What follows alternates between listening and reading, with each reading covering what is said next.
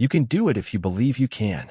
You are at the beginning of a course of philosophy which, for the first time in the history of the world, has been organized from the known factors which have been used and must always be used by successful people.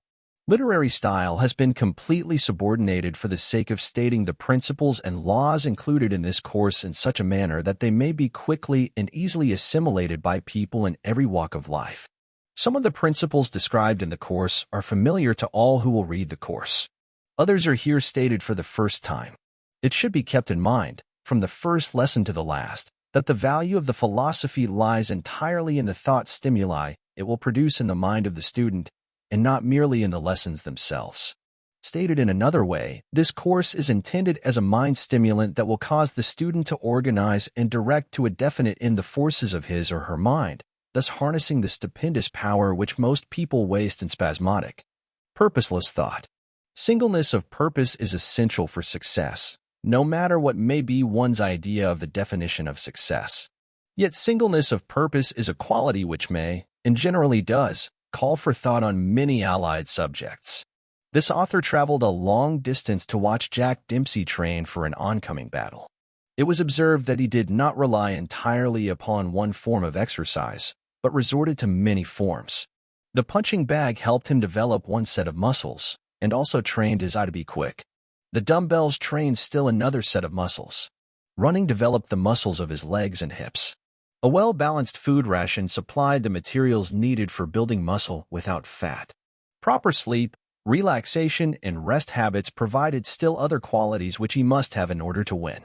The student of this course is, or should be, engaged in the business of training for success in the battle of life. To win, there are many factors which must have attention.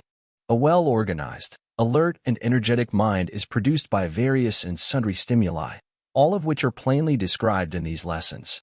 It should be remembered, however, that the mind requires, for its development, a variety of exercise, just as the physical body, to be properly developed, calls for many forms of systematic exercise. Horses are trained to certain gaits by trainers who hurdle jump them over handicaps which cause them to develop the desired steps, through habit and repetition. The human mind must be trained in a similar manner, by a variety of thought-inspiring stimuli. You will observe, before you have gone very far into this philosophy, that the reading of these lessons will superinduce a flow of thoughts covering a wide range of subjects. For this reason, the student should read the course with a notebook and pencil at hand, and follow the practice of recording these thoughts or ideas as they come into the mind. By following this suggestion, the student will have a collection of ideas, by the time the course has been read 2 or 3 times, sufficient to transform his or her entire life plan. By following this practice, it will be noticed, very soon, that the mind has become like a magnet and that it will attract useful ideas right out of the thin air. To use the words of a noted scientist who has experimented with this principle for a great number of years, you will do yourself a great injustice if you undertake this course with even a remote feeling that you do not stand in need of more knowledge than you now possess. In truth, no man knows enough about any worthwhile subject to entitle him to feel that he has the last word on that subject. In the long, hard task of trying to wipe out some of my own ignorance and make way for some of the useful truths of life, I have often seen, in my imagination, the great marker who stands at the gateway entrance of life and writes, "Poor fool," on the brow of those who believe they are wise, and "Poor sinner," on the brow of those who believe they are saints. Which, translated into workaday language, means that none of us know very much, and by the very nature of our being can never know as much as we need to know in order to live sanely and enjoy life while we live. Humility is a forerunner of success. Until we become humble in our own hearts, we are not apt to profit greatly by the experiences and thoughts of others. Sounds like a preachment on morality? Well, what if it does? Even preachments, as dry and lacking in interest as they generally are, may be beneficial if they serve to reflect the shadow of our real selves, so we may get an approximate idea of our smallness and superficiality. Success in life is largely predicated upon our knowing men. The best place to study the man-animal is in your own mind, by taking as accurate an inventory as possible of yourself. When you know yourself thoroughly, if you ever do, you will also know much about others. To know others, not as they seem to be, but as they really are, study them through, one, the posture of the body, and the way they walk, 2, the tone of the voice, its quality, pitch, volume. 3. The eyes, whether shifty or direct. For the use of words, their trend, nature, and quality. Through these open windows, you may literally walk right into a man's soul and take a look at the real man. Going a step further, if you would know men study them, when angry, when in love, when money is involved, when eating, alone, and unobserved, as they believe. When writing, when in trouble, when joyful and triumphant, when downcast and defeated, when facing catastrophe of a hazardous nature, when trying to make a good impression on others, when informed of another's misfortune, when informed of another's good fortune, when losing in any sort of a game of sport, when winning at sport, when alone, in a meditative mood.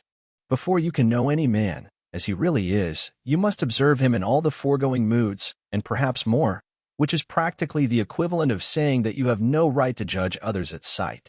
Appearances count, there can be no doubt of that, but appearances are often deceiving.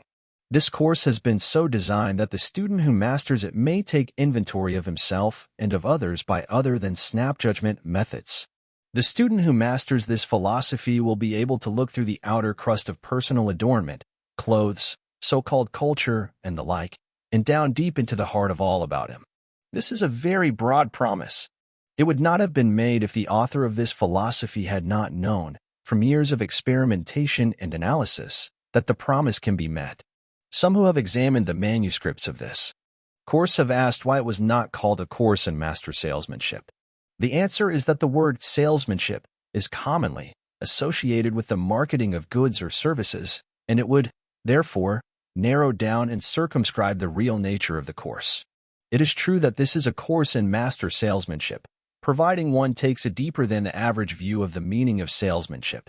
This philosophy is intended to enable those who master it to sell their way through life successfully, with the minimum amount of resistance and friction. Such a course, therefore, must help the student organize and make use of much truth which is overlooked by the majority of people who go through life as mediocres. Not all people are so constituted that they wish to know the truth about all matters vitally affecting life. One of the great surprises the author of this course has met with, in connection with his research activities, is that so few people are willing to hear the truth when it shows up their own weaknesses. We prefer illusions to realities. New truths, if accepted at all, are taken with the proverbial grain of salt. Some of us demand more than a mere pinch of salt. We demand enough to pickle new ideas so they become useless. For these reasons, the introductory lesson of this course, and this lesson as well, cover subjects intended to pave the way for new ideas so those ideas will not be too severe a shock to the mind of the student. The thought the author wishes to get across has been quite plainly stated by the editor of the American magazine in an editorial which appeared in a recent issue in the following words: "On a recent rainy night, Carl Lohman, the reindeer king of Alaska, told me a true story. It has stuck in my crop ever since, and now I am going to pass it along. A certain Greenland Eskimo," said Lohman, "was taken on one of the American North Polar expeditions a number of years ago. Later, as a reward for faithful service, he was brought to New York City for a short visit. At all the miracles of sight and sound, he was filled with a most amazed wonder.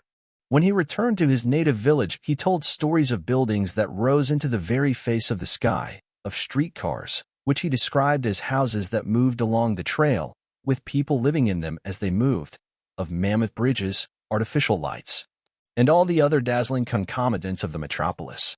His people looked at him coldly and walked away.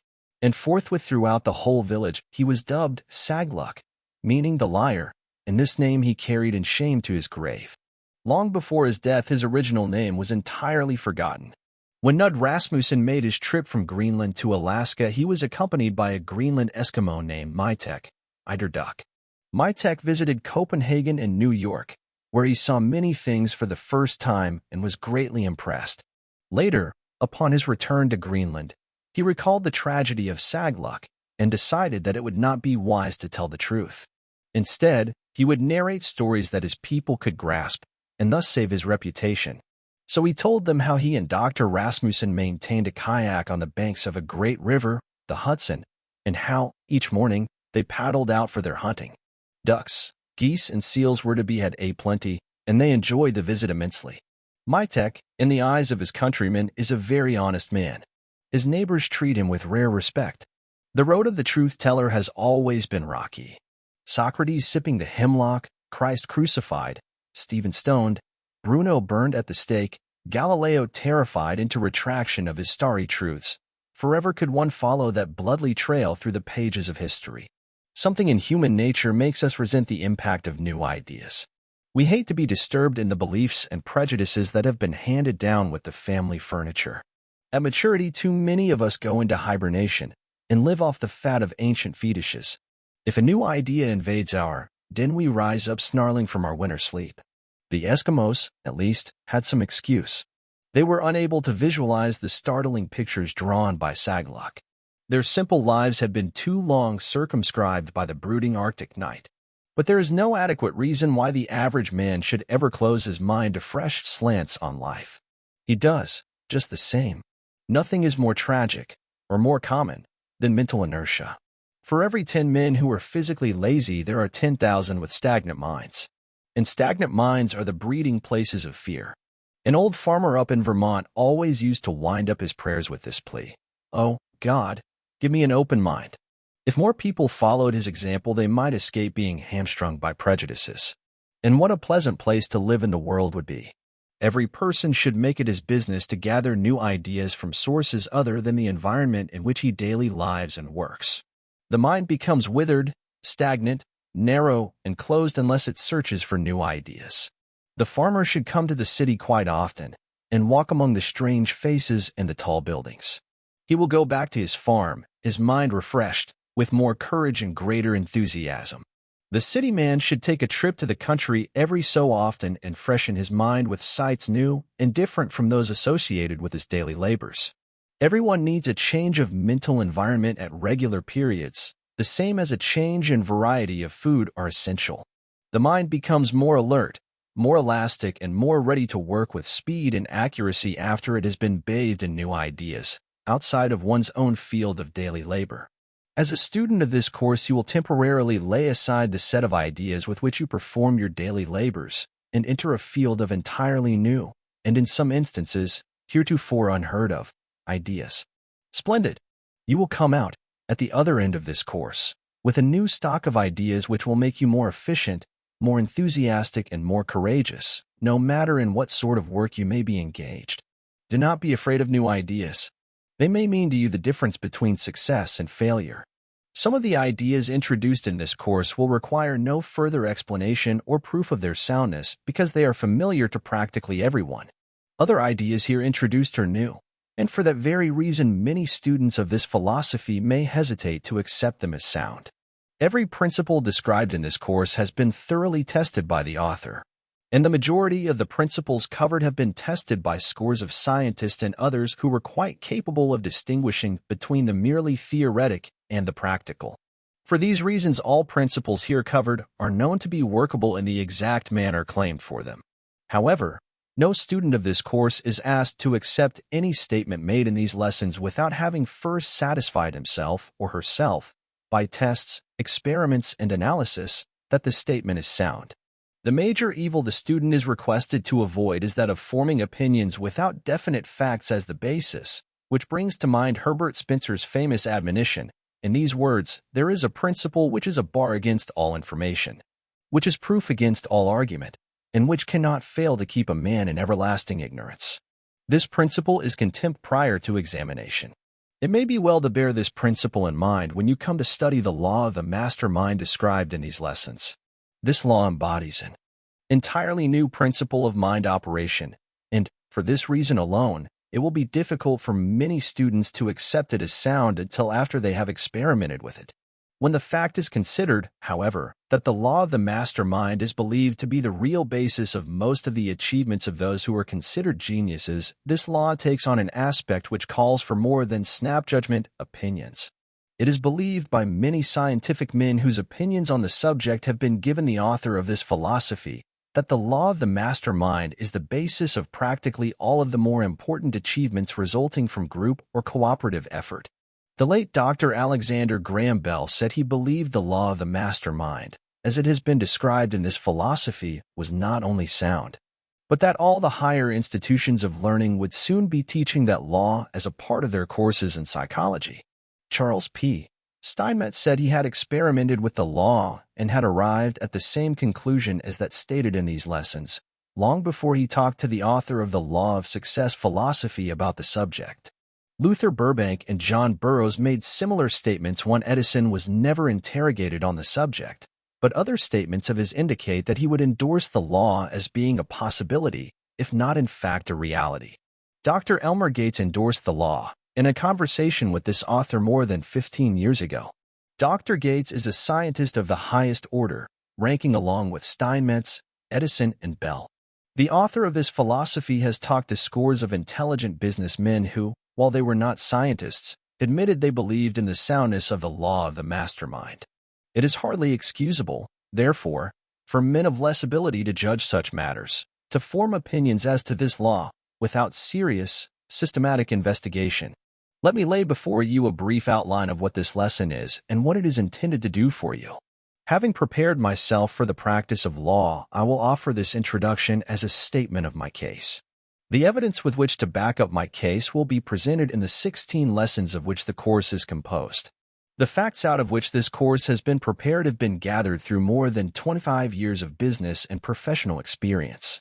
And my only explanation of the rather free use of the personal pronoun throughout the course is that I am writing from first-hand experience. Before this reading course on the law of success was published, the manuscripts were submitted to 2 prominent universities with the request that they be read by competent professors with the object of eliminating or correcting any statements that appeared to be unsound from an economic viewpoint. This request was complied with and the manuscripts were carefully examined, with the result that not a single change was made with the exception of 1 or 2 slight changes in wording. One of the professors who examined the manuscripts expressed himself, in part, as follows: "It is a tragedy that every boy and girl who enters high school is not efficiently drilled on the 15 major parts of your reading course on the law of success.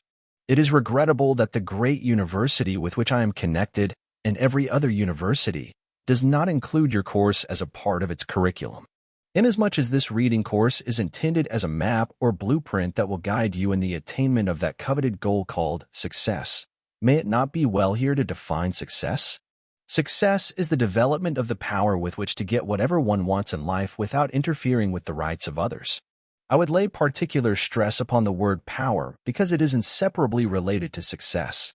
We are living in a world and during an age of intense competition, and the law of the survival of the fittest is everywhere in evidence. Because of these facts, all who would enjoy enduring success must go about its attainment through the use of power. And what is power? Power is organized energy or effort. This course is properly called the law of success for the reason that it teaches how one may organize facts and knowledge and the faculties of one's mind into a unit of power. This course brings you a definite promise, namely, that through its mastery and application you can get whatever you want, with but 2 qualifying words, within reason. This qualification takes into consideration your education, your wisdom or your lack of it, your physical endurance, your temperament, and all of the other qualities mentioned in the 16 lessons of this course as being the factors most essential in the attainment of success. Without a single exception, those who have attained unusual success have done so, either consciously or unconsciously, through the aid of all or a portion of the 15 major factors of which this course is compiled. If you doubt this statement, then master these 16 lessons so you can go about the analysis with reasonable accuracy and analyze such men as Carnegie, Rockefeller, Hill, Harriman, Ford, and others of this type who have accumulated great fortunes of material wealth, and you will see that they understood and applied the principle of organized effort which runs, like a golden cord of indisputable evidence, throughout this course. Nearly 20 years ago, I interviewed Mr. Carnegie for the purpose of writing a story about him. During the interview, I asked him to what he attributed his success. With a merry little twinkle in his eyes, he said, "Young man, before I answer your question, will you please define your term, success?" After waiting until he saw that I was somewhat embarrassed by his request, he continued, "By success you have reference to my money, have you not?" I assured him that money was the term by which most people measured success, and he then said, "Oh, well, if you wish to know how I got my money, that is what you call success. I will answer your question by saying that we have a mastermind here in our business. And that mind is made up of more than a score of men who constitute my personal staff of superintendents and managers and accountants and chemists and other necessary types. No one person in this group is the mastermind of which I speak, but the sum total of the minds in the group, coordinated, organized, and directed to a definite end in a spirit of harmonious cooperation is the power. Mastermind been directed in the coal business or the banking business or the grocery business for the reason that back of the mind was power. That sort of power which you may have when you shall have organized the faculties of your own mind and allied yourself with other well-organized minds for the attainment of a definite chief aim in life. A careful checkup with several of Mr. Carnegie's former business associates, which was made after this course was begun, proves conclusively not only that there is such a law as that which has been called the mastermind, but that this law was the chief source of Mr. Carnegie's success. Perhaps no man was ever associated with Mr. Carnegie who knew him better than did Mr. C. M. Schwab. In the following words, Mr. Schwab has very accurately described that subtle something in Mr. Carnegie's personality which enabled him to rise to such stupendous heights. I never knew a man with so much imagination, lively intelligence, and instinctive comprehension. You sensed that he probed your thoughts and took stock of everything that you had ever done or might do. He seemed to catch at your next word before it was spoken. The play of his mind was dazzling, and his habit of close observation gave him a store of knowledge about innumerable matters. But his outstanding quality, from so rich an endowment, was the power of inspiring other men. Confidence radiated from him. You might be doubtful about something and discuss the matter with Mr. Carnegie.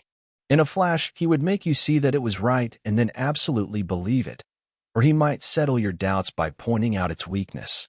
This quality of attracting others, then spurring them on, arose from his own strength. The results of his leadership were remarkable. Never before in history of industry, I imagine, was there a man who, without understanding his business and its working details, making no pretense of technical knowledge concerning steel or engineering, was yet able to build up such an enterprise. Mr. Carnegie's ability to inspire men rested on something deeper than any faculty of judgment. In the last sentence, Mr. Schwab has conveyed a thought which corroborates the theory of the mastermind, to which the author of this course has attributed the chief source of Mr. Carnegie's power.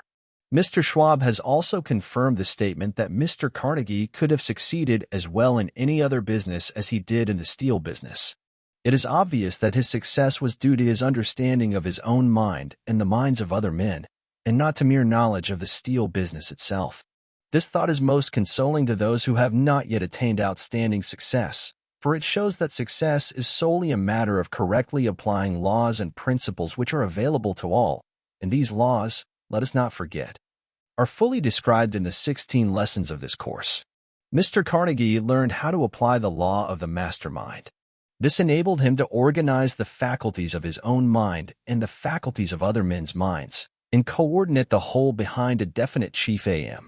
Every strategist, whether in business or war or industry or other callings, understands the value of organized, coordinated effort. Every military strategist understands the value of sowing seeds of dissension in the ranks of the opposing forces, because this breaks up the power of coordination back of the opposition. During the late World War, much was heard about the effects of propaganda, and it seems not an exaggeration to say that the disorganizing forces of propaganda were much more destructive than were all the guns and explosives used in the war. One of the most important turning points of the World War came when the Allied armies were placed under the direction of the French general, Foch. There are well-informed military men who claim that this was the move which spelled doom for the opposing armies. Any modern railroad bridge is an excellent example of the value of organized effort, because it demonstrates quite simply and clearly how thousands of tons of weight may be borne by a comparatively small group of steel bars and beams so arranged that the weight is spread over the entire group. There was a man who had 7 sons who were always quarreling among themselves. One day he called them together and informed them that he wished to demonstrate just what their lack of cooperative effort meant. He had prepared a bundle of 7 sticks which he had carefully tied together. One by one he asked his sons to take the bundle and break it. Each son tried, but in vain. Then he cut the strings and handed one of the sticks to each of his sons and asked him to break it over his knee. After the sticks had all been broken, with ease, he said, "When you boys work together in a spirit of harmony, you resemble the bundle of sticks, and no one can defeat you. But when you quarrel among yourselves, anyone can defeat you one at a time. There is a worthwhile lesson in this story of the man and his 7 quarrelsome sons, and it may be applied to the people of a community, the employees and employers in a given place of employment, or to the state and nation in which we live. Organized effort may be made a power, but it may also be a dangerous power unless guided with intelligence, which is the chief reason why the 16th lesson of this course is devoted largely to describing how to direct the power of organized effort so that it will lead to success. That sort of success which is founded upon truth and justice and fairness that lead to ultimate happiness. One of the outstanding tragedies of this age of struggle and money madness is the fact that so few people are engaged in the effort which they like best. One of the objects of this course is to help each student find his or her particular niche in the world's work, where both material prosperity and happiness and abundance may be found. For this purpose, a character analysis chart accompanies the 16th lesson. This chart is designed to help the student take inventory of himself and find out what latent ability and hidden forces lie sleeping within him. This entire course is intended as a stimulus with which to enable you to see yourself and your hidden forces as they are, and to awaken in you the ambition and the vision and the determination to cause you to go forth and claim that which is rightfully yours. Less than 30 years ago, a man was working in the same shop with Henry Ford, doing practically the same sort of work that he was doing. It has been said that this man was really a more competent workman in that particular sort of work than Ford. Today, this man is still engaged in the same sort of work, at wages of less than $100 a week, while Mr. Ford is the world's richest man. What outstanding difference is there between these two men which has so widely separated them in terms of material wealth? Just this: Ford understood and applied the principle of organized effort while the other man did not.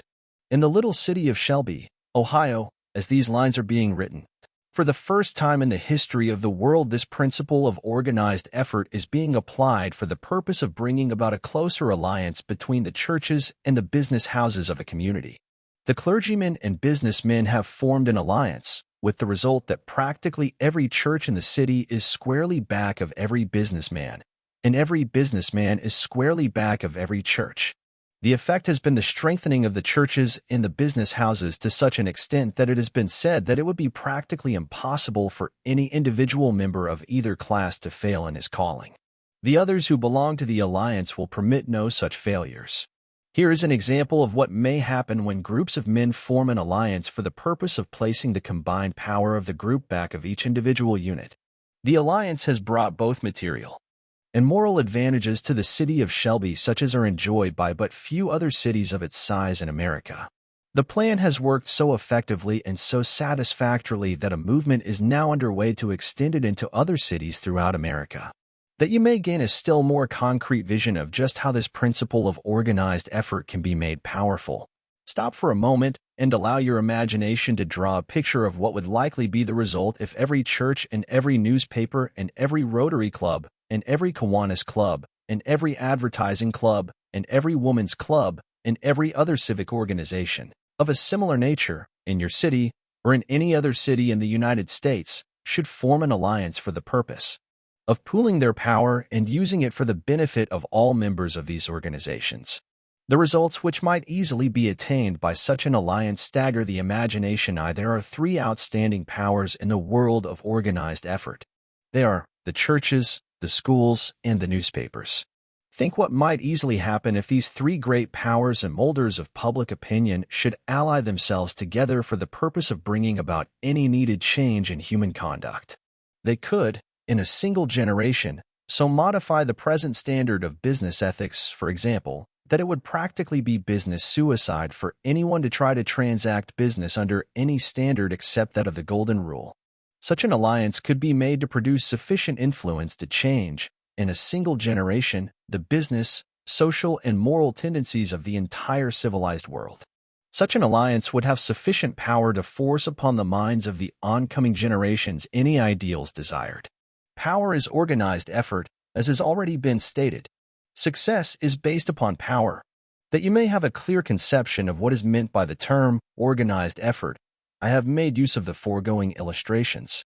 And for the sake of further emphasis, I am going to repeat the statement that the accumulation of great wealth and the attainment of any high station in life such as constitute what we ordinarily call success, are based upon the vision to comprehend and the ability to assimilate and apply the major principles of the 16 lessons of this course. This course is in complete harmony with the principles of economics and the principles of applied psychology. You will observe that those lessons, which depend, for their practical application, upon knowledge of psychology, have been supplemented with sufficient explanation of the psychological principles involved to render the lessons easily understood. Before the manuscripts for this course went to the publisher, they were submitted to some of the foremost bankers and businessmen of America that they might be examined, analyzed, and criticized by the most practical type of mind. One of the best-known bankers in New York City returned the manuscripts with the following comment: "I hold a master's degree from Yale, but I would willingly exchange all that this degree has brought me in return for what your course on the law of success would have brought me had I been afforded the privilege of making it a part of my training while I was studying at Yale. My wife and daughter have also read the manuscripts, and my wife has named your course the Master Keyboard of Life, because she believes that all who understand how to apply it may play a perfect symphony in their respective callings. Just as a pianist may play any tune when once the keyboard of the piano and the fundamentals of music have been mastered. No two people on earth are exactly alike, and for this reason no two people would be expected to attain from this course the same viewpoint.